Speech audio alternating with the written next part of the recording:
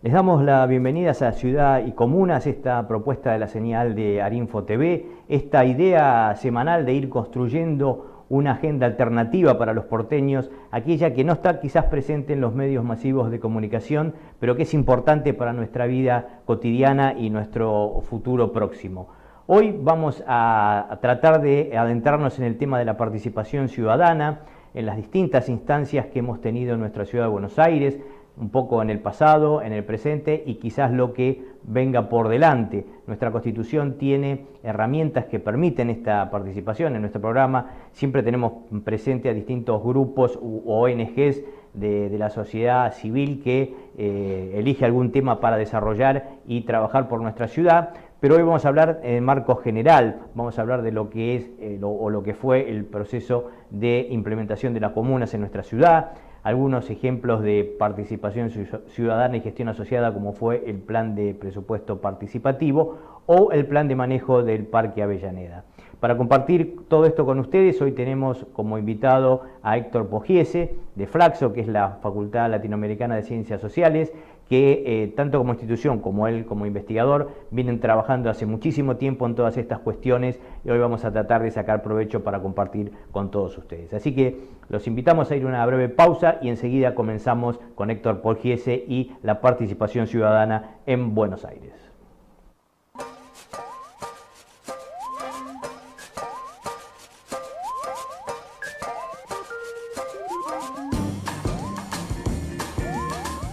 La altura del asiento es fundamental para obtener el máximo rendimiento y comodidad.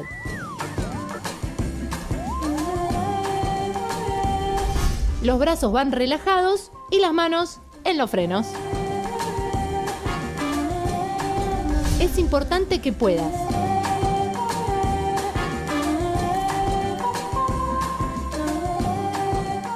no anules tus oídos con auriculares. Drogas como el alcohol y algunos medicamentos afectan tu percepción. Evítalos al conducir.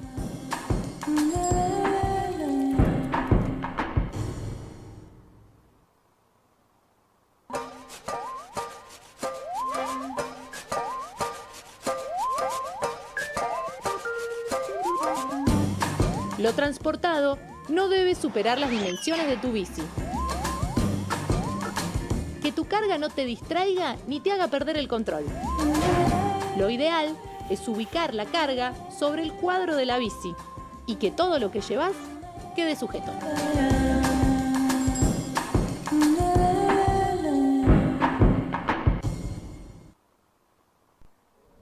Volvemos en Ciudad y Comunas ya con la presencia de Héctor Pogiese, a quien le agradecemos hoy compartir nuestro programa aquí en Ciudad y Comunas. ¿Qué tal, Héctor? No, gracias a ustedes. Bueno, decíamos al comienzo que queríamos rastrear un poco lo que tiene que ver con la participación ciudadana a nivel institucional. Sabemos que han trabajado mucho este tema en distintas instancias y queríamos comenzar un poco haciendo una breve retrospectiva de cuáles fueron los primeros hitos en esta materia en nuestra ciudad. Bueno, yo te diría que hablo desde Flaxo, como me presentaste, y también de la red de gestión asociada del oeste, que existió durante un largo tiempo, y las llamadas redes PPGA, que son de planificación participativa y gestión asociada, donde se vinculan todos los que practican esto de toma de decisiones participativas y ejercicios de democracia participativa, ¿sí? Que estamos metidos. Solo para no ir muy lejos, yo te diría que sobre los fines de la década del 80, 89, 90, empezó la experiencia del presupuesto participativo en Brasil y en Buenos Aires empezamos los llamados talleres de planeamiento y gestión, que fue una cosa más o menos parecida, estaban en paralelo con lo de Porto Alegre y trabajábamos en los consejos vecinales, en los territorios, discutiendo programas que iban a ingresar al presupuesto del gobierno. Ese programa duró solo 1 año y medio, después se interrumpió, pero nos permitió avanzar en ciertos territorios con aquellos lugares donde había una experiencia ya instalada de querer coparticipar en las cuestiones de la ciudad. Entre ellos, el de destaque, podríamos decir, para no usar mucho tiempo, es el de Parque Avellaneda, donde encontramos una base desarrollada muy importante, unas agrupaciones sociales en condiciones de dialogar con el Estado para gestionar el parque. Ahí nació, aún cuando se interrumpió aquel programa de talleres de planeamiento y gestión, se desarrolló el plan de manejo del Parque Avellaneda, que que justamente se caracterizó porque usó una de las metodologías que nosotros desarrollamos, de escenarios formales de planificación, gestión, y con participación del gobierno, universidades y los vecinos, se organizó ese proyecto del Parque Avellaneda, que es un plan de manejo que dura desde entonces. Te estoy hablando de... Bueno, no va a pasar lo mismo con el proyecto del Parque Avellaneda, espero que todavía continúe ahí. ¿Dónde lo pongo acá? Sí. A ver, esto es vivo. En vivo, sí, bueno, pasa. Un proyecto que se caracteriza por dos cosas. Primero, porque fue hecho entre todos. Segundo, tiene estrategias de implementación. Tercero, tiene una mesa de gestión vecinal y gubernamental conjunta que gestiona el parque, que es el único parque que tiene esa lógica en Buenos Aires, y al mismo tiempo, y me animo en Argentina, y al mismo tiempo tiene una ley que se sancionó al principio del 2000 y pico que lo sostiene. Bien, quiere decir que tenemos instalada vía la experiencia del Parque Avellaneda una experiencia de gestión de un espacio territorial en forma participativa entre gobierno y Estado que ya tiene 2 décadas y pico de funcionamiento. ¿Sí? Una breve interrupción. Vos decís este caso histórico, ¿no? A nivel ciudad y quizás país, con una norma. ¿Por qué no pudo replicarse nuevamente, o sea, a través de otra nueva ley en algún gran espacio? Porque siempre tiene que haber una vocación política dispuesta a hacerlo. Y vos sabés perfectamente que las coyunturas políticas, las combinaciones van cambiando con el tiempo. Entonces lo que tenés en un momento a favor no necesariamente lo es después. En este caso subsistió. Subsistió porque los gobiernos sucesivos ya se fueron encontrando con una situación cada vez más instalada y entonces es más difícil. Pero a veces cuando una cosa está muy en germen, directamente una voluntad política puede eliminarla. Ya hemos tenido un proyecto importante en Buenos Aires, por ejemplo, el programa de Buenos Aires El Río, que empezó en 97-98 con la nueva Constitución, duró hasta el 2008. Nosotros lo coordinamos con esa idea de cogestión. Cuando vino el gobierno en 2008, lo eliminó. O sea, la voluntad política era no seguir. Lo mismo pasa con el presupuesto participativo, que llegó hasta esa época y desde entonces desapareció prácticamente, ¿no? El presupuesto participativo. Quiere decir que no siempre tenés voluntades políticas en el sentido o de abrir esos espacios o de mantenerlos si existen, ¿no? No todos en la política tienen simpatías por ampliar los procesos decisorios. Claro, porque digamos la única forma de implementarlos es de arriba hacia abajo, o hay también forma de abajo hacia arriba. Nosotros decimos, no es de arriba abajo, de abajo arriba. Es entre el arriba y el abajo, pero necesita el arriba dispuesto, porque si no es un juego entre pocos y no sirve, ¿no? Bien, quería decirte que lo que pasó en el periodo también simultáneo con esta historia de Parque Avellaneda fue el debate que se venía dando en toda América Latina y el mundo sobre la descentralización. Y de alguna forma ese asunto se fue instalando en las organizaciones, no con mucho entusiasmo, pero se debatía a nivel internacional y a nivel nacional. Y de pronto sucede en el 94 la Constitución, ¿no? Nueva Constitución Nacional, y aquel pacto, Olivo de Olivos, ¿no? Menem-Alfonsín, que como compensación para la reelección aparecieron 2 o 3 cositas y una de ellas era la autonomía de la Ciudad de Buenos Aires.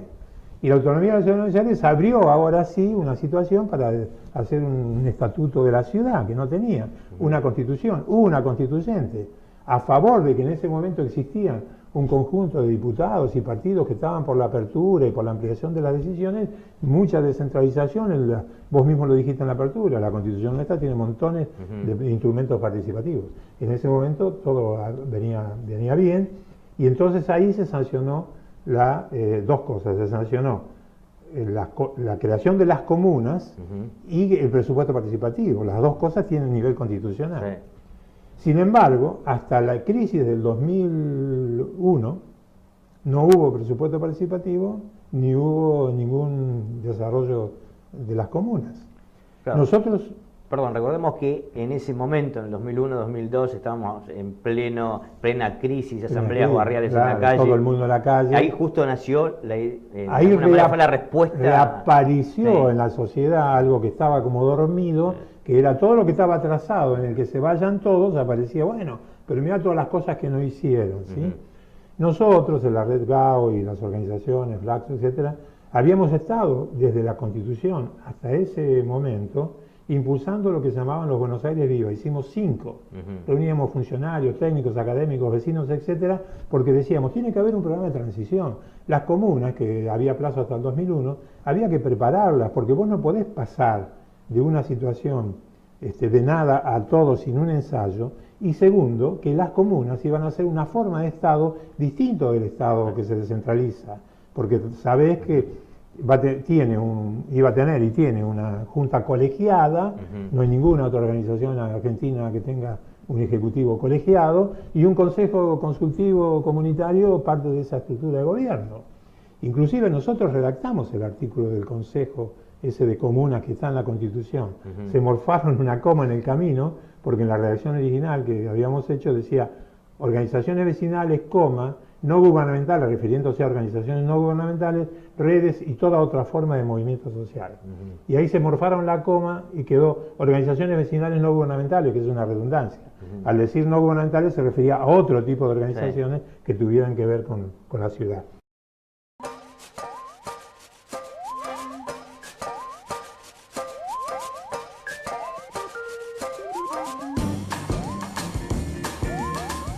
La altura del asiento es fundamental para obtener el máximo rendimiento y comodidad.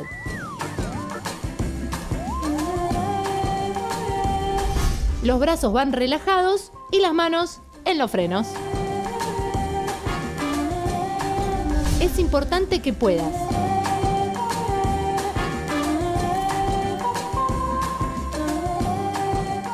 no anules tus oídos con auriculares.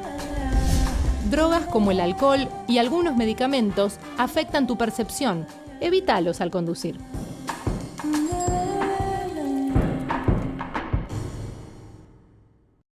Seguimos en Ciudad y Comunas con Héctor Pogiese de Flaxo. Decíamos recién que estábamos en una instancia con todo lo que fue la crisis del 2001, toda la perspectiva, y después acercándonos más hacia el presente. Se sanciona la ley de comunas y había que prepararse. Sí. Para lo tanto, había que ensayar nuevas formas. Una junta, ¿cómo iba a funcionar una junta de 7? ¿Cómo iba a funcionar esa junta con el consejo? ¿Cómo ese consejo iba a ayudar a la formulación del plan?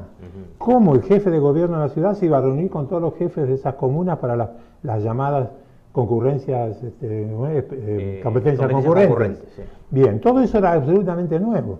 Y al mismo tiempo, la ley de comunas introducía un componente para mí complicado, que es que incorporó a los partidos políticos, que aquel decreto, el artículo de la Constitución no decía nada de eso, y lo pusieron con el argumento de que era movimiento social, cosa que yo discordo, y creo que ahí hay una cuestión anticonstitucional. Pero bueno, al meter los partidos políticos adentro, pues estás haciendo que el partido político esté en la Junta, porque es elegido, y después también esté en el Consejo, y entonces tiene doble representación. Con lo cual eso preanunciaba enormes dificultades que cuando se empezó la comuna hacia hasta ahora se explicitan. Hoy las comunas solo son debates de partidos políticos prácticamente, en los cuales discuten cómo uno impide que uno pase, ¿no entiendes? No hay un debate, no hay un plan local, no hay un debate como se imaginaba que tendría que haber en las comunas. Porque la Constitución establecía la posibilidad, y la ley lo ratifica, de que ese poder nuevo comunal podía desarrollar un plan local. Y ese plan local suponía un debate entre la sociedad y los miembros elegidos, que a su vez se articula con el nivel central a través del Consejo con el jefe de gobierno, y vos podés tener un desarrollo territorial integrado. Y en cambio lo que hay hoy es apenas lo mismo que antes, es decir, el Consejo funciona en algún lugar donde se debate, le eleva algo al Consejo, a la Junta Comunal, la Junta lo eleva al Gobierno Central, pero digamos, no tienen recursos, no pasa nada. Las comunas, que eran una utopía de democracia participativa, que hubiera sido ejemplar en América Latina, porque esto fue una década antes de la Constitución venezolana, por decir algunas que establecieron formas de participación participativa muy directas, ¿no? Todo eso hoy está descaracterizado.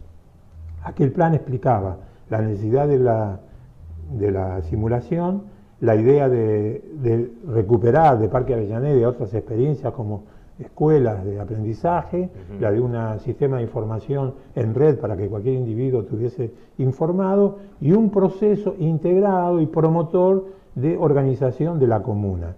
Nosotros veníamos insistiendo que la comuna primero necesitaba un pacto sociocultural, tenía que haber un acuerdo de identidad, y después ponían los límites, y después se iba a hacer un referéndum, pero se hizo todo de una manera que fue entorpeciendo esas posibilidades.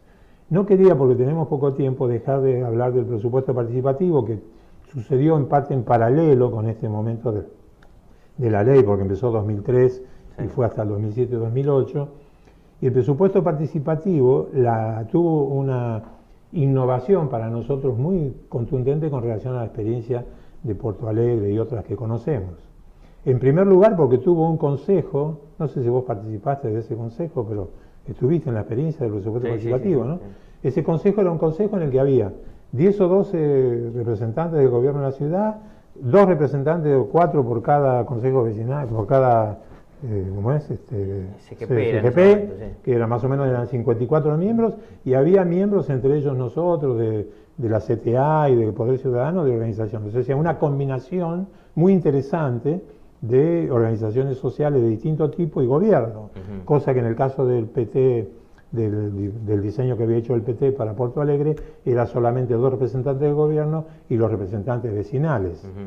La otra cosa que tuvo este presupuesto participativo en Buenos Aires, que otro día podemos a lo mejor profundizarlo, es que imbricó la lógica de la planificación participativa con el presupuesto participativo. Por eso proyectos como el de Parque Avellaneda y otros tuvieron en el presupuesto participativo una recepción distinta. ¿Por qué? Porque primero ya traían un mecanismo de gestión propio que ayudaba a saber qué necesitaban. Segundo, era un proyecto cogestivo, no era solo de los vecinos, era del gobierno de los vecinos, que era una innovación. Y tercero, el presupuesto participativo permitía identificar cosas que hasta ese momento no habían sido percibidas y que se transformaban en programas integrales del gobierno de la ciudad. Por recordarme de uno solo, el de los jardines de infantes, no, de los, ¿cómo es? Cuando el bebito es más chico, ¿no? Los jardines maternales, que no existían en ese momento de profunda crisis, y a partir de entonces se hizo un programa de jardines maternales en la ciudad que hasta ese momento nunca había sido conocido y nació en el presupuesto participativo. O la tarjeta que todavía se usa para que la gente más necesitada compre, empezó en el presupuesto participativo. Quiere decir que cuando vos construís escenarios de esa naturaleza, es posible mejorar la capacidad de gestión del gobierno y también la comprensión y el conocimiento que los vecinos tienen de cómo se gestiona, y entonces eso facilita la comprensión de los programas y de las políticas.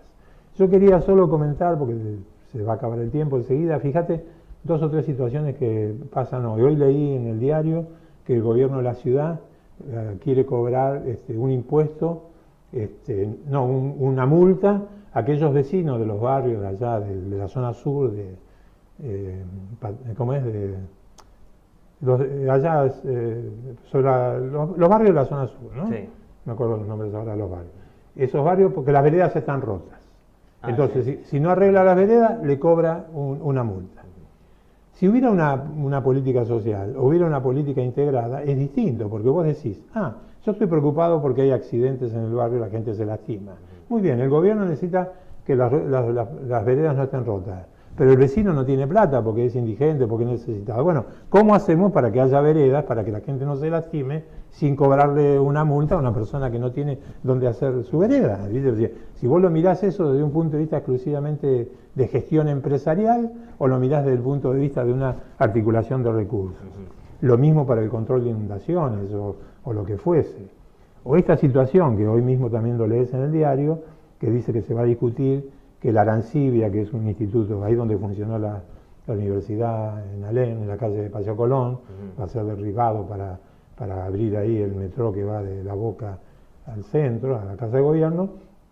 Y ahí tenés 2 problemas. Tenés el centro clandestino, es el club atlético que está abajo del puente. ¿Qué vas a hacer con eso? Segundo, destruís una escuela, ¿y dónde haces esa escuela de nuevo? Y en la otra esquina está un centro cultural que es histórico también. ¿Qué haces con eso?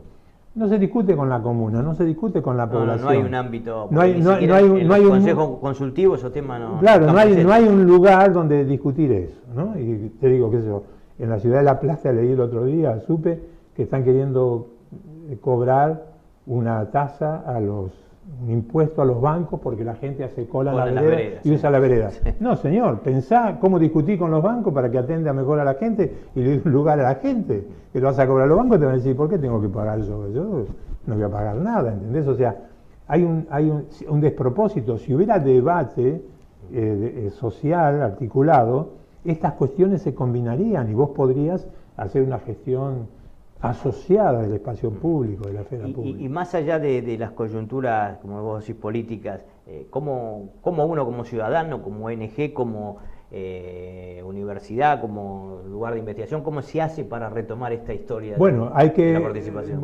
La participación solo puede ser territorializada, necesita siempre un sector gubernamental con el que vos lo desarrolles. Habrá una comuna donde se puede hacer, habrá un municipio del conurbano donde se pueda hacer, habrá un área de gobierno que esté abierto para eso, bueno, en ese lugar hay que hacerlo. Pero para eso lo que hay que hacer es proponerle a los gobiernos hacer eso de manera asociada. Es decir, la participación ciudadana depende de muchas cosas, pero sobre todo de la construcción de la voluntad política de que la cuestión decisional se ha puesto en debate con la sociedad. La sociedad quiere querer participar, pero el poder político tiene que estar de acuerdo en esa participación. Para eso hace falta mecanismos, hace falta métodos. Lo que nosotros decimos es, formas de hacerlo hay, pero lo que pasa es que tiene que haber una voluntad. Ahora, el tema es el siguiente. Hay una restricción fundamental de fondo que es cómo se piensa la democracia. Si la democracia se la piensa en el estricto sistema de las reglas que nos da la llamada democracia representativa, en la cual es a través de la elección y la delegación que eso se produce, o se piensa que la democracia representativa debiera ser enriquecida, mejorada y hasta transformada por otras reglas que todavía no han sido definidas, pero que debían ser practicadas y agregadas al proceso democrático. Cuando hay presupuesto participativo, hay un aprendizaje mutuo del gobierno, de los decisores políticos y de la gente para establecer algunos acuerdos. Cuando tenés un plan de manejo con el Parque Avellaneda, lo mismo, tenés reglas que se definen por la cual se establecen cómo se puede llegar a acuerdos y cómo esos acuerdos se transforman en acciones. Entonces quiere decir que lo más rico de la participación ciudadana, para mí en estos momentos, es que cada vez que vos conseguís construir un escenario de ese tipo, estás ensayando reglas de un futuro sistema democrático ampliado o perfeccionado. O sea, no apenas estás satisfaciendo el interés de que la persona sea consultada, de que pueda manifestarse, con lo cual ya de por sí es positivo. Pero además que estás haciendo eso, estás de alguna manera practicando algo que todavía no se conoce cómo se va a hacer. La democracia representativa, ¿cómo fue creada? En medio de una revolución de alcance, diría, mundial, como fue la Revolución Francesa, donde había que discutir cómo se gobernaba, cómo ingresaba el tercer sector, que no existía hasta ese lugar, y le encargaron a Rousseau pensar algo. El pobre se rompió la cabeza. Él era comunitarista, él no creía en el Estado, y sin embargo armó las reglas para que hubiera un sistema representativo. ¿Qué vamos a hacer ahora? ¿Vamos a esperar que algún día alguien escriba o le encarguen que escriba cómo mejorar esta democracia? ¿O somos capaces de asumir la responsabilidad de generar prácticas en las cuales esas reglas se vayan creando? Y ese es el punto, el desafío que tenemos hoy. Por lo menos ya hay una memoria colectiva de un sector de la sociedad que formó parte de eso, aunque en forma embrionaria, pero digamos como que quedó digamos, el inicio de esto. Sería cuestión de retomar, y como vos bien decís, que hayan actores políticos que tomen el guante. Claro. Y también hoy apelamos a esa memoria colectiva. Y nosotros tendemos a reproducir esas prácticas en otros lugares, no solo en Buenos Aires. De hecho, ¿en Mar del Plata están haciendo algo? No, en Mar del Plata ya fue hace 2 años. Algo de ¿cómo resultó eso?